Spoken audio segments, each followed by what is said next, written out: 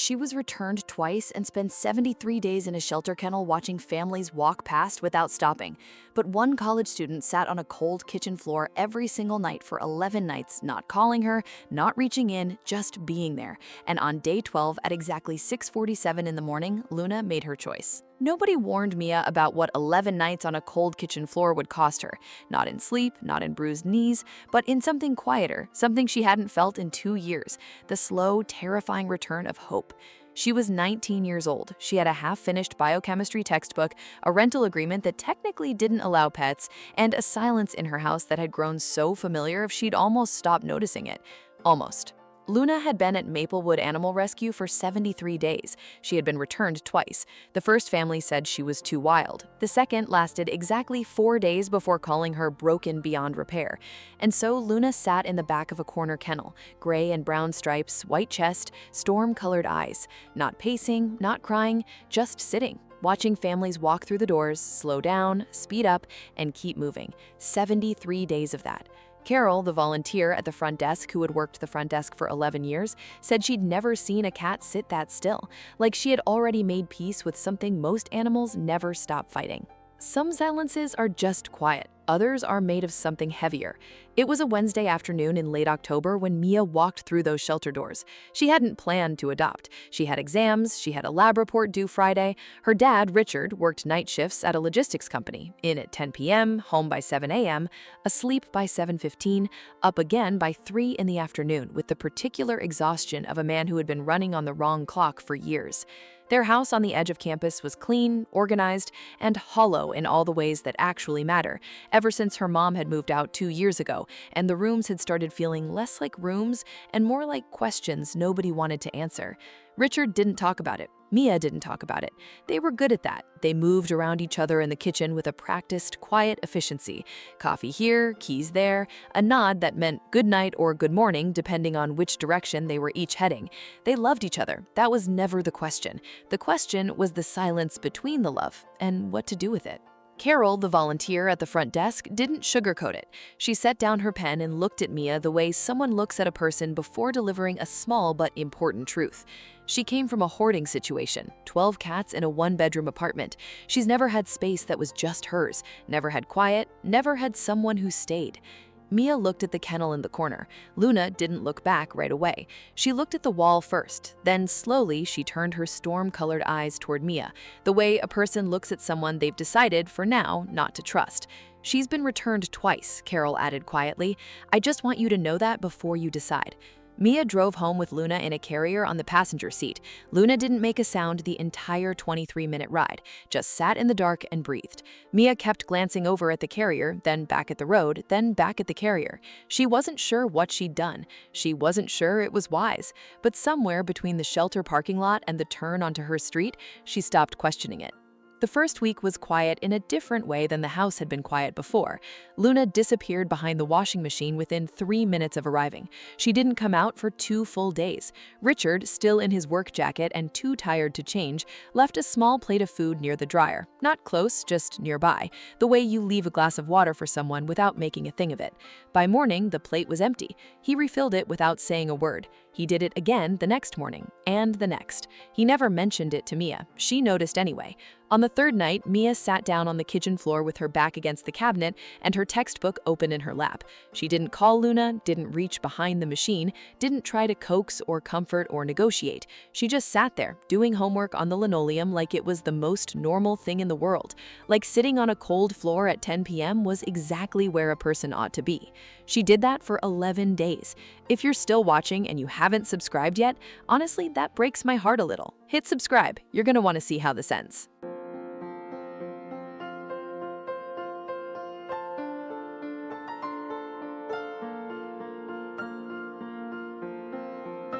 On day 12, at 6:47 in the morning, Richard had just come home from his shift. He sat at the kitchen table with his coffee and his half-finished crossword, still in his jacket, too tired to take it off. The house was the way it always was at that hour. Gray light coming through the window above the sink, the hum of the refrigerator, the particular quiet of a home where most people are still asleep and the day hasn't decided what it wants to be yet. Luna walked in from the hallway. She stopped at the edge of the kitchen. looked at Richard for a moment, 5 seconds, maybe 10, then she walked to the chair beside him and jumped up.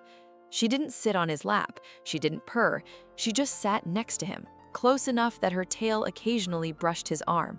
And Richard, to his absolute credit, did not react, did not reach for her, did not make a sound, just kept doing his crossword like a man who understood instinctively that some things need to arrive on their own terms, and the best thing you can do is make room.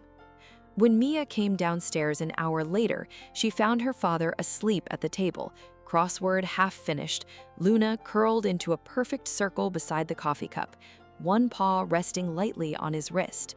Mia stood in the doorway for a moment, then she took a photo, didn't say anything, went and made more coffee. There are stories that change everything in a single dramatic moment. This wasn't one of those stories. This one changed slowly, the way light changes in a room when someone quietly opens a curtain, and you look up and realize it's been brighter for a while now. You just hadn't noticed. Over the following weeks, a new routine settled into the house. Richard started coming home and asking, before he even put down his keys, "Where's Luna?" Mia started texting him updates from class. "She knocked over my water bottle again. She's sitting on all my notes, every single one. She figured out how to open the cabinet under the sink. I have no idea why." Richard would reply with a single word, "Good. Just good." Mia saved every one of those texts. Luna had opinions, and she expressed them with remarkable dignity. She disapproved of Richard's taste in television and would sit directly in front of the screen during anything she found unacceptable.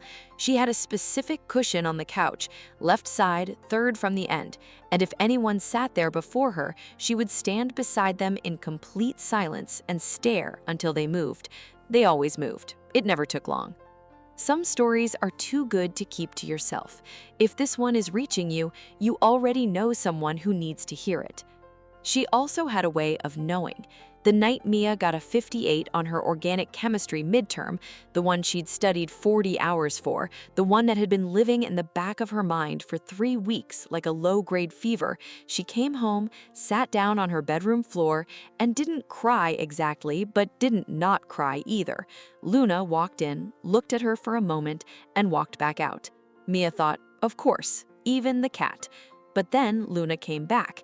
She was carrying her toy mouse, a battered gray thing with one eye missing that Mia had found in a discount bin in week 2 and almost didn't buy. Luna dropped it at her feet and sat down, not touching, not climbing, just present with the particular stillness of an animal that has learned the difference between fixing something and simply staying. "I don't know what's wrong, but I'm not leaving." Mia picked up the toy mouse. Luna climbed into her lap. That was the first time. After that, it became a thing. Not every night, but on the hard ones, the ones that felt too big for one person to carry alone, Luna showed up. Richard noticed. "She always knows," he said once over dinner, quietly, like he wasn't entirely sure he believed it, but did anyway. And something else happened in that house, something nobody had planned and nobody had asked for. The silences changed.